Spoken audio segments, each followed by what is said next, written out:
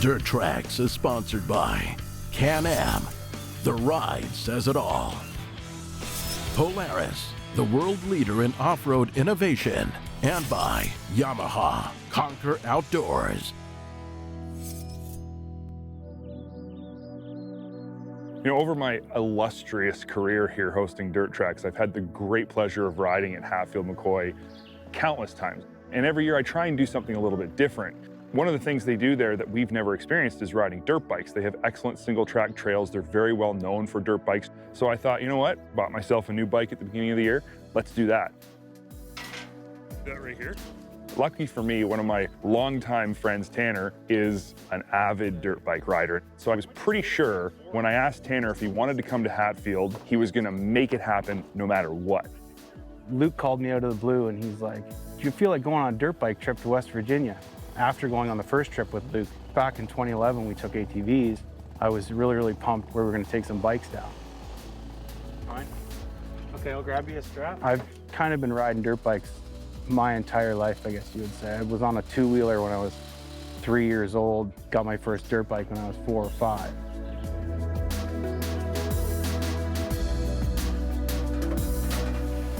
After Tanner and I got loaded up at the office, started rolling out, and the trip down to Hatfield, it's about 12 hours. It's an easy drive in terms of, you know, you're on interstate and freeways and highways the whole way. The good thing is that I got to spend 12 hours in the car with Tanner, and we go way back. We always have lots of laughs. So 12 hours in a car with Tanner, it turned out to be just as fun as I anticipated it would be. We drove till dark, and then we pulled over at a Holiday Inn and just got a room for the night. So what that allowed us to do is get into Logan, West Virginia at about noon on Sunday morning. And there was no reason to be tired. It was just an easy drive. Once you're done on the interstate and you're down in the Hatfield McCoy area of West Virginia, the back roads are pretty tight. We're driving into this tiny little back road that's barely wide enough to fit our truck and trailer. We weren't really sure this was the route, so we just followed the signs, and sure enough, it opens up into a field, and there are these massive wood cabins. I mean, bigger than my house. So when we pulled in, it was like, okay, this story just got pushed up a notch for sure. When you open the door to our cabin, there is a tree inside the living room, a full-size tree, not a little tree, not like a plant, a tree. From the trim to the hardwood flooring to the ceiling, just wild. So these places will sleep like 16 people. And if you think about it, if you came down with a crew of your buddies, even like 10 or 12, that makes the nightly rate super cheap. Why not stay at a 5-star cabin like this one when you can do it for that kind of money? We had lots of time left in this day, so we made an executive decision as a group that we were going to check out the Bearwallow trail system. It wasn't going to be our official ride day. It was just going to be kind of a scope things out kind of ride on the side-by-side, seeing what Bearwallow was going to have for us the next day. We kind of rush and unload the side-by-sides, and we hop in them and start blasting up the trail. I'm driving the Razor S, and Luke's in the Ranger, and he's got AC, and I figured I'd leave him the old man mobile and I could go have some fun in the Razor. The reality is, I allowed him to ride in the Razor because I really wanted him to experience a Razor. He doesn't have a lot of side-by-side riding experience, but he's a fantastic driver. I hadn't really driven a Razor a whole lot, so I was really excited to kind of hold her pinned on some of the corners and some of those uphills and the switchbacks. So we had a really good afternoon riding. I mean, we put on a decent amount of miles.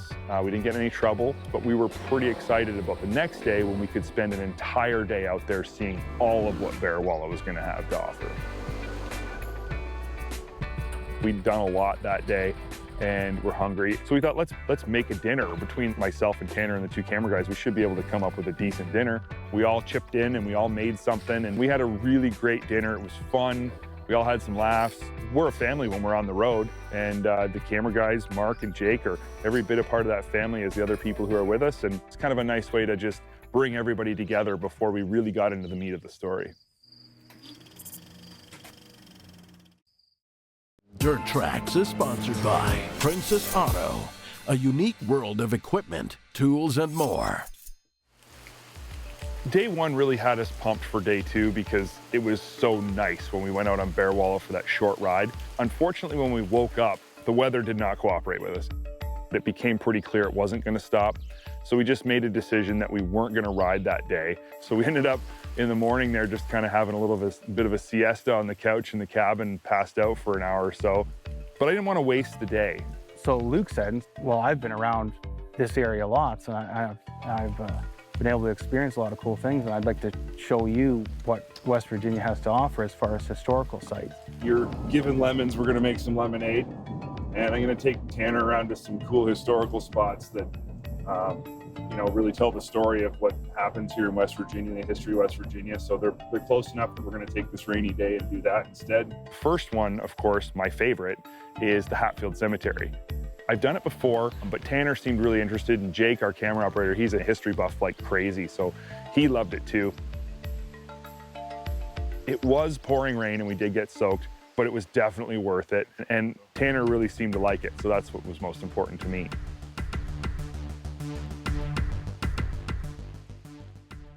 From there, we decided to check out a new sort of attraction at one of the trailheads close by. The Hatfield McCoy Trailhead building has got a kind of museum built into it now. It was really neat to see all these names and pictures and stories all tied into all the names and headstones and everything that we'd seen at the cemetery. It was quite surreal to be able to get all that history in one afternoon. Old Randall is the original McCoy.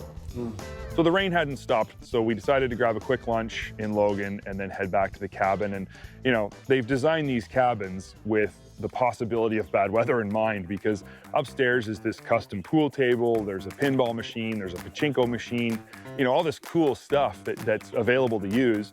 And so we decided if it's gonna rain all afternoon, we might as well make the best of it and have a pool tournament and a pinball tournament. We absolutely didn't look back on that day and think we wasted it. It was a great day. We learned stuff, we had fun together, we hung out, we got to have a little nap. I mean, what more do you want?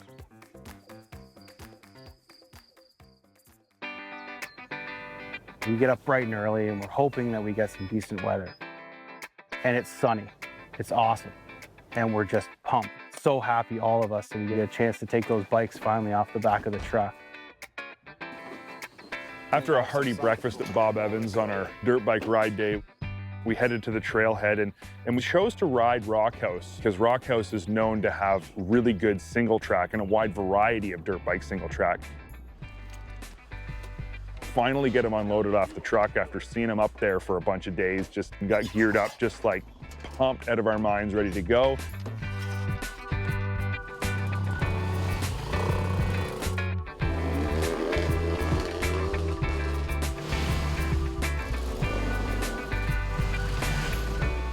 Come across a nice piece of single track, and we start bobbing and weaving through some of these trees and really enjoying this trail. After a little while riding the single track, I kind of got my nerve up, and Tanner's speed's increasing and we're going through these rocky corner type areas, and I'm keeping my feet up and feeling really accomplished. And at one point he's like ripping through mud holes, wheeling through them, and I thought, if he can do it, I can do it. So I just lifted the front wheel and wheelied through those mud holes right behind him. The number 130 single track trail brought us right up to the top of the mountain, and right just off the edge of the trail was this really cool lookout that looked way out over the valley between the mountains, and it was also the perfect spot to stop and throw back some beef jerky and some licorice and some granola bars. While we're milling about on the top of this mountain, we hear a whole slew of bikes in the distance, and they kind of pop out of the same trail we were on. Cool small world story when we met up, and he was a Canadian, and we just had this sort of instant Canadian bond, and we said a lot. So after a little while, we got talking about the trails, and he told us about this waterfall. So I said, dude, we got to go check out this awesome waterfall. I mean, that's the destination. If you're going, why don't we just follow you? And so sure enough, him and his buddies led us down to this waterfall. By that point in the day, we were pretty hot, and this waterfall was a little bit cool, and it was mint. So we walked down into the water across the creek and got our feet wet.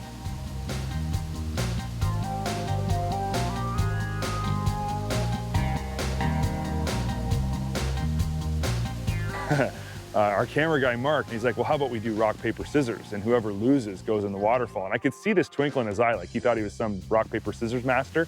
So we all do rock, paper, scissors. And It was the two camera guys playing, and Mark lost, and I was just like, oh my gosh, this is so funny. He just like put the camera down, marched himself right down into that water, and just dunked himself under the waterfall. And kudos to him for not being afraid and just going for it. I mean, that was such a cool experience to just hang out there and check out the water and spend some time getting cooled off. But by that point, the day was getting pretty late, and you know, we needed to truck back home. Tanner and I talked a little bit about how we could go back, because there's always multiple routes when you're riding Hatfield to get where you're going. so we leave and we decided to take some faster, a little less technical trails on the way back. We got on this green trail, and Tanner and I were just slaying it, just weaving back and forth, S-bends and corners. A lot of the corners had been bermed up, and so we just railed these berms, hitting the water bars. So that last section of trail was just awesome. It was kind of just a great way to wrap up an awesome trip. It was kind of everything I expected and then some. But I can't think of a better way to end a trip like this than a ride like that. I mean, you want to end your trip on the highest note possible, and that ride was definitely the highest note of the whole trip. Tanner and I go way back, but the reason we have a great friendship is because we've done stuff like this before, and we do stuff like this often, and it helps build our friendship even more so. And you'll be amazed how it enriches just your overall riding experience and how it gives you stuff to talk about for the rest of your life. Dirt Trax is sponsored by MBRP Power Sports, race-inspired performance. In last week's episode, we brought our mud racing project to Mr. RPM in North Carolina to completely rebuild the motor, while at the same time increase performance. We have a good portion of the rebuild done, but let's jump back into the build and see what we net at the end of the day. We have a lot of guys that'll just ship their motors down, we'll rebuild it, ship it back to them, and they'll install and tune. We have some guys, they don't want no part of it, they'll ship the whole bike down or haul it down either way. Pull the engine out, rebuild it, whatever it needs, put it back in. If it's a high performance job, then we'll tune it. Kind of depends on what it is, but generally what we do is when we do a high performance job, we tune it for the same money. Labor-wise, it's all figured in. Like if we have to put it on a dyno and tune it with a power commander or whatever, that's all figured in. If it's any kind of performance build, and just about 99% of the work we do is performance. Every now and then we'll do a stocker. Then there's no tuning, it is what it is. Hey, some guys can pull a motor out of a CanAm in about 15 minutes after they've done it a few times. That's the truth. It don't take very long. The racers, they've got everything fixed to where it comes out really quick and easy. And they've done it a bunch of times, and they can pull her out just really quick. And that's a G1. G2, a little different story. They a little more trouble to work on. The G1 is just so easy to work on compared to a lot of bikes and the newer machines. Having the ability to deck the heads right there at Greg's facility in just a matter of minutes is really important for getting the maximum compression, because that means we're going to get the most horsepower possible out of our 860. Actually, making horsepower is easy today. You can make almost any amount you want to. Question is, how much does it cost? Well, these kits nowadays, we can make power for less than $1,000, what a few years ago could cost $3,000 to $5,000, as opposed to going in debt for some kind of new machine. Kind of like guys fix up older vehicles nowadays, we can fix up these older CanAms, because I mean, CanAms, in my opinion, is top of the line ATV.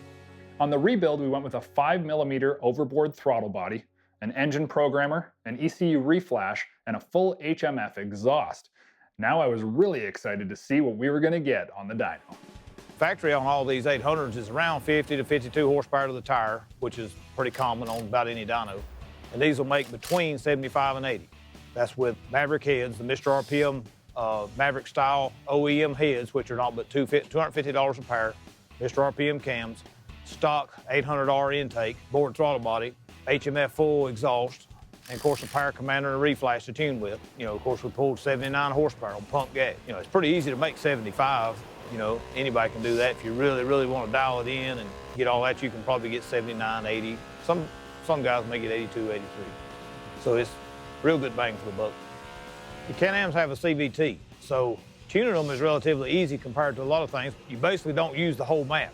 So they tune quick and easy, and they stay tuned. They don't lose their tune or nothing, as long as the fuel pump stays clean, you have fuel pressure. But yeah, dyno tuning is the way to go. You have real live rear wheel horsepower. CVTs take a lot more power than, say, a straight gear clutch type machine. Work great in the mud because there's no gears to change. You just gas it and go. Secret of a lot of things, it's got to be tuned correctly. If it's not tuned, you're just spending more money. because it's going to blow up. Either they're on their way to be blown up or they're blown up. But now the thing of it is, it don't cost a whole lot. Big deal if you blow it up. Build you another one, have another one in the floor ready to go. Put in another bullet, hit it again. And at the end of this build, the bullet we put in this gun was able to hit 79.5 horsepower at the rear wheels. And I, for one, think that that is a super impressive start to this project. Closed captioning of Dirt Tracks is sponsored by Triton Trailer, built for adventure. When I think back on all the times I've used the term biggest and baddest to describe an ATV or side-by-side, it's a lot of times. Seems like every year somebody's outdoing somebody else and claiming the rights to the title. But it wasn't until today that I really understood what those words actually mean. It wasn't until I strapped myself into CanAm's Maverick X3 XDS Max that I fully understood what big and bad was all about. Let's not get confused here. When I say bad, I mean awesome, not the Huey Lewis bad is bad kind of bad. Now with that said, what does it take to be the biggest and baddest, at least as far as Dirt Tracks TV is concerned? For starters, you gotta have the juice. Big for the sake of being big? That's not impressive at all. Under the hood of our 2017 X3 Max, though, it's all about big power. 153 units of 3-cylinder turbocharged power, to be exact. This engine in the regular length X3 is just out of control, like scary fast, and way more than most people's egos can even handle. When you think that in 2018 it gets bumped up, you'll just have to stay tuned for more about that. Power delivery with the Max X3, though, is way softer and far more controllable. I'm going to attribute this to the extra weight of this substantially larger vehicle. Don't get twisted, though. It still does an indicated 87 miles per hour on flat ground. It just doesn't shred the rear tires quite as instantly when you simply glance at the throttle.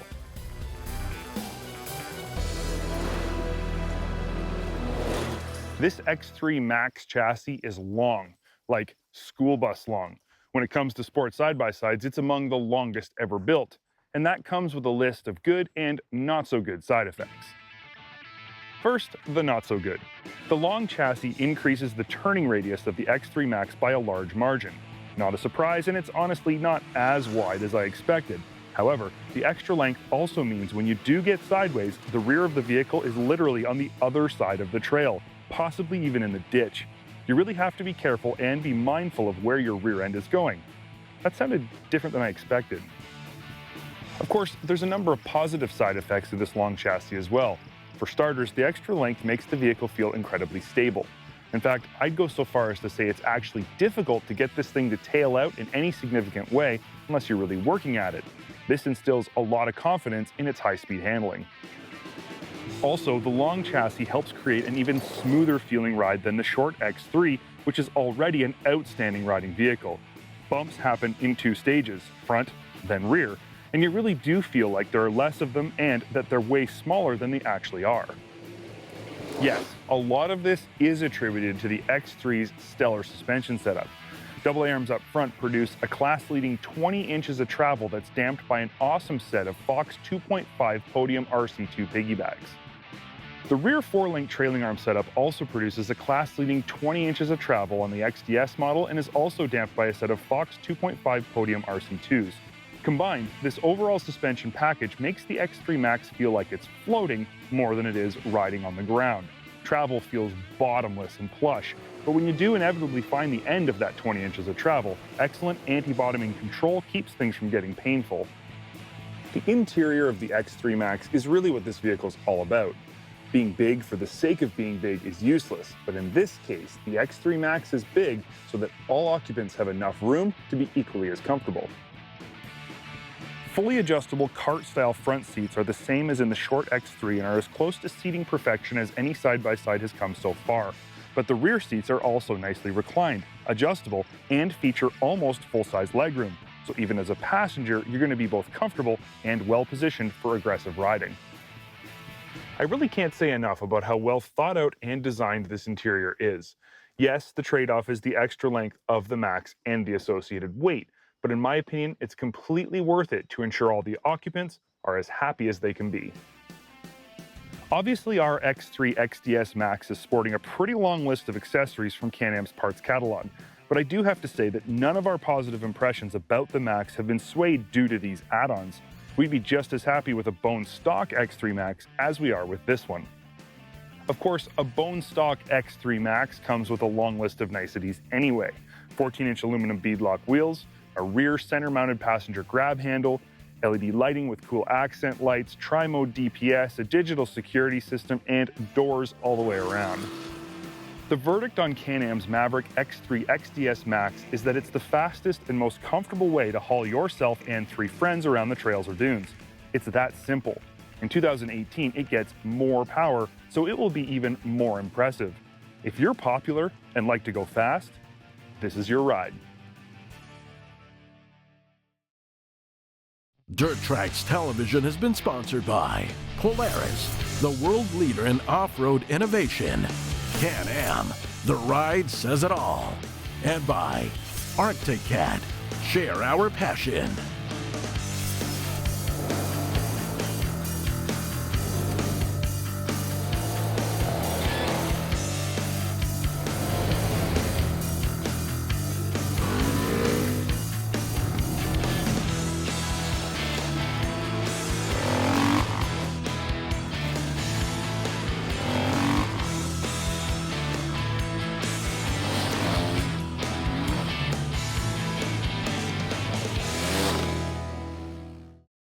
Thanks for watching this segment of Dirt Trax TV. For more great content, make sure you click the links or subscribe to our channel where we're always updating with new content every day throughout the week.